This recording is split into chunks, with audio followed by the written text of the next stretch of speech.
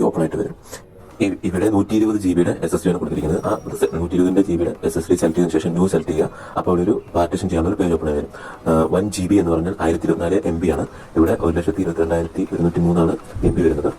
ഇത് നമ്മളെ 100% ആവുകയും ചെയ്യും. Just a moment. A few moments later.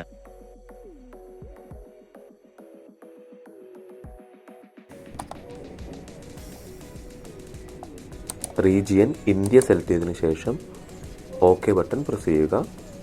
India select ചെയ്തു യെസ് കൊടുക്കുക. ജസ്റ്റ് മൊമെൻറ്റ് കൊണ്ട് ഇങ്ങനെ റൗണ്ട് ആയിക്കൊണ്ടിരിക്കും. അതിൽ ഇംഗ്ലീഷ് ഇന്ത്യ സെലക്ട് ചെയ്യുക. നെക്സ്റ്റ് വരുന്ന പേജിൽ ഇംഗ്ലീഷ് ഇന്ത്യ സെലക്ട് ചെയ്തതിന് ശേഷം ഇംഗ്ലീഷ് ഇന്ത്യ സെലക്ട് ചെയ്യുക, യെസ് കൊടുക്കുക.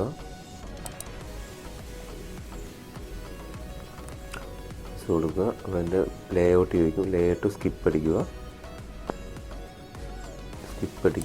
അതിനുശേഷം ഇൻ്റർനെറ്റിൻ്റെ ആക്സസ് ചോദിക്കും. അപ്പോൾ ഡു നോട്ട് ഹാവ് ഇൻ്റർനെറ്റിനുള്ള ഓപ്ഷൻ കൊടുക്കുക. ചോദിക്കുക. പിന്നെ ഇൻ്റർനെറ്റ് സെറ്റ് ചോദിക്കുക. കണ്ടിന്യൂ വിത്ത് ലിമിറ്റഡ് സെറ്റപ്പ് എന്നുള്ള ഓപ്ഷനിൽ ക്ലിക്ക് ചെയ്ത് നേരെ റീസ്റ്റാർട്ട് ആയിട്ടുണ്ട്. പാർട്ട് 1ഉം പാർട്ട് 2ഉം കാണാത്തവർ ആ ഡിസ്ക്രിപ്ഷനിൽ ലിങ്ക് കൊടുത്തിട്ടുണ്ട്. പാർട്ട് 2 റീജിയൻ സെലക്ട് ചെയ്ത് ഇന്ത്യ സെലക്ട് ചെയ്ത് ഓക്കെ കൊടുക്കുന്ന ഓപ്ഷൻ വരെയാണ് പാർട്ട് 2 ചെയ്തിരുന്നത്. തുടർന്ന് കണ്ടിന്യൂ ആയിട്ട് പാർട്ട് 3 വീഡിയോയിലേക്ക് നമുക്ക് പോകാം. SK ടെക്കിലേക്ക് സ്വാഗതം. ഓക്കെ, ഇനി അത് ഓപ്പൺ ആയി വന്ന ശേഷം നമ്മൾ പേര് കൊടുക്കാം. PC-യുടെ നെയിം കൊടുക്കുക.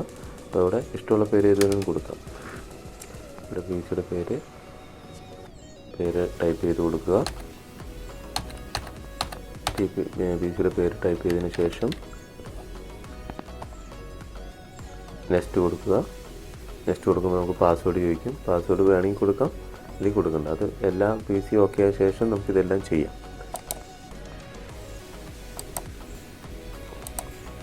ഇവിടെയും കുറേ പ്രൈവസിയും കാര്യങ്ങളൊക്കെ ചോദിക്കുന്നുണ്ട്.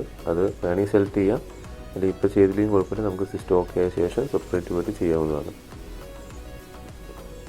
കുറേ ഓപ്ഷൻസ് ഇവിടെ കൊടുത്തിട്ടുണ്ട്. അത് വേണമെങ്കിൽ ഓൺ ആക്കിയിടാം, അല്ലെങ്കിൽ ഓഫ് ആക്കിയിടാം. അത് നമ്മുടെ സൗകര്യം അനുസരിച്ച് നമ്മുടെ സിസ്റ്റത്തിന് വേണ്ടതനുസരിച്ച് നമുക്ക് സെലക്ട് ചെയ്തിടാം. ശേഷം അക്സെപ്റ്റ് കൊടുക്കുക. വേറെ ഹിസ്റ്ററിയും കാര്യങ്ങളൊക്കെ ചോദിക്കും. അതും ഓക്കെ കൊടുത്ത് വിടുക. അതും അക്സെപ്റ്റ് കൊടുക്കുക. നെക്സ്റ്റ് അതിനുശേഷം ഇൻസ്റ്റാളേഷൻ ഏകദേശം കംപ്ലീറ്റ് ആയി. Hi, getting everything ready for U.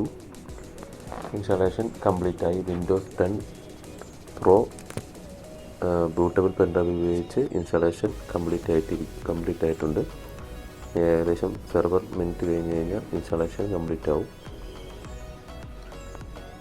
Leave everything to us. Almost there. ഏകദേശം എല്ലാം ഓക്കെ ആയിട്ടുണ്ട്.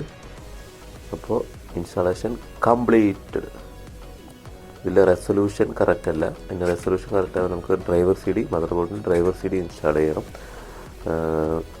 റെസൊല്യൂഷൻ എല്ലാം അതിൻ്റെ ഡെസ്ക്ടോപ്പിൻ്റെ ഓപ്ഷനെല്ലാം പുറത്തേക്ക് പോയ പോലെയൊക്കെയാണ് ഇതിൽ കാണുന്നത്. അപ്പോൾ നമുക്കിതിൽ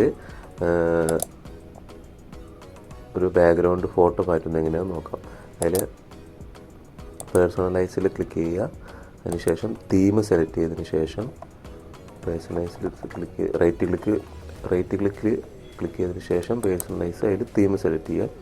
തീം സെലക്ട് ചെയ്തതിന് ശേഷം അതിൽ നേരെ താഴത്ത് പോയി അതിൽ ഓരോ ഓപ്ഷൻസ് ആണ്. അതിൽ ഇഷ്ടമുള്ളത് സെലക്ട് ചെയ്യുക. നമുക്ക് ഡെസ്ക്ടോപ്പിൽ ചേഞ്ച് ചെയ്ത് കണ്ടോ. നമുക്ക് അങ്ങനെ ഡെസ്ക്ടോപ്പിൽ പിക്ചർ കാര്യങ്ങളൊക്കെ ചേഞ്ച് ചെയ്യാൻ പറ്റും. ഇനി ഡെസ്ക്ടോപ്പിൽ കമ്പ്യൂട്ടറിൻ്റെ ഐക്കണൊക്കെ എങ്ങനെ കൊണ്ടുവന്ന് വെച്ചാൽ ഡെസ്ക്ടോപ്പിൽ റൈറ്റ് ക്ലിക്കിൽ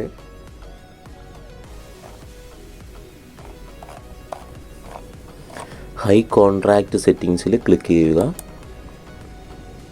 താഴത്ത് പോയി കഴിഞ്ഞാൽ കുറച്ച് താഴത്തേക്ക് വന്നു കഴിഞ്ഞാൽ നമുക്ക് തീം സെറ്റിങ്സ് ഉണ്ടാവും. തീം സെറ്റിങ്സിൽ കുറച്ച് താഴത്തേക്ക് വന്നു കഴിഞ്ഞാൽ ഡെസ്ക്ടോപ്പ് ഐക്കൺ സെറ്റിങ്സ് ഉണ്ട്. ഡെസ്ക്ടോപ്പ് ഐക്കൺ സെറ്റിങ്സിൽ ഈ വിൻഡോ വരും. അതിൽ കമ്പ്യൂട്ടർ നെറ്റ്വർക്ക്, കൺട്രോൾ പാനൽ അങ്ങനെയുള്ള ഓപ്ഷനൊക്കെ സെലക്ട് ചെയ്തിട്ട് അപ്ലൈ കൊടുത്തു കഴിഞ്ഞാൽ നമുക്ക് ഡെസ്ക്ടോപ്പിൽ അതിൻ്റെ ഷോർട്ട് കട്ട് ഓപ്പൺ ആയിട്ട് ഉണ്ടാകും. ഇപ്പോൾ ഓൾറെഡി ലെഫ്റ്റ് സൈഡിൽ കണ്ടോ 3 ഓപ്പൺ ആയിട്ട് വന്ന് ഓക്കെ കൊടുക്കുക. അങ്ങനെ വിൻഡോസ് 10 Pro ഇൻസ്റ്റാളേഷൻ കംപ്ലീറ്റ് ആയിട്ടുണ്ട്. ഇനി തുടർന്ന് പാർട്ട് 4 വീഡിയോ കാണുവാൻ സബ്സ്ക്രൈബ് ചെയ്യുക, കമൻറ്റ് ചെയ്യുക. Continue coming soon part 4. Thank you.